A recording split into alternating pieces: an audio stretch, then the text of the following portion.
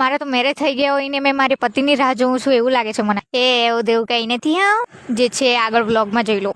સવારમાં ફટાફટ નાસ્તો કરીને હું જોતી હતી રાહ મારી ફ્રેન્ડ ને. આગળ જસ્ટ અત્યારે આવ્યું એટલે બતાવું છું કેટલો મસ્ત છે. મેં તો ક્યારની રેડી થઈને બેસેલી છું, પણ પેલી આવવાનું નામ લેતી હોય તો પછી એનો ફોન આવ્યો કે હું આવું છું, એટલે ફટાફટ હું બી રેડી થઈ ગઈ જવા માટે. હેવી ડ્રાઈવર છે એટલે ફટાફટ પહોંચાડી દીધું ઘરે. એના ઘરે આવીને મને પહેલા કાચ જ દેખાયો એટલે એમાં જ ડોકા માર્યા પહેલા તો. ને આ મહારાણીની હિલ્સ તો જોઉં, આને પહેરીને તો મેં 5 ફૂટ ઊંચી લાગુ છું. 5 ફૂટ. તો અમે જવાના છે ફોટોસ પાડવા બામણીયા ભૂત. એ મારી ક્યુટ ફ્રેન્ડ મને તૈયાર કરતી. શાંતાભાઈ આ બધું ની સાઈડ હટ, મને બી જોવા દે. તો મેં રેડી થઈ ગઈ છું.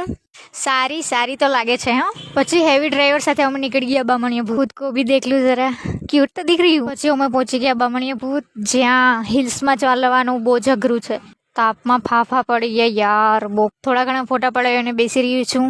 બીજી હિરોઈન પાડાવે છે ફોટા. મંદિરે આવે ને દર્શન નહીં કરે એવું ચાલે ગઈ. થોડા ફોટોસ પાડીને અમે ગયા મંદિરે દર્શન કરવા. પછી પીધું ઠંડુ, કેમ કે તાપમાં ફરીને કંટાળી ગયા. પછી નદીએ થોડા ફોટોસ પાડીને અમે આવી ગયા શેરડીનો રસ પીવા માટે. આજે તો તાપમાં મેં એટલી રખડી તો બી મારું થોડું આટલું મસ્ત કેવી રીતે છે. પછી પીધું ઠંડુ રસ. યાર મજા જ આવી ગયેલી. પછી રિયુ ગાડી લઈને આવી ગઈ એટલે અમે ઘરે જવા નીકળી ગયા. પછી ઘરે આવીને આ દેખાઈ ગયું એટલે નાના છોકરાની જેમ આવ ડડિયા કરતી હતી.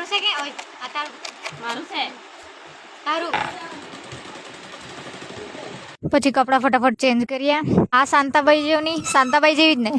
फिर हम लोग बाद में ठूस रहे थे. પછી રિયા મને ઘરે મૂકવા આવી. મળીએ કાલે. બાય.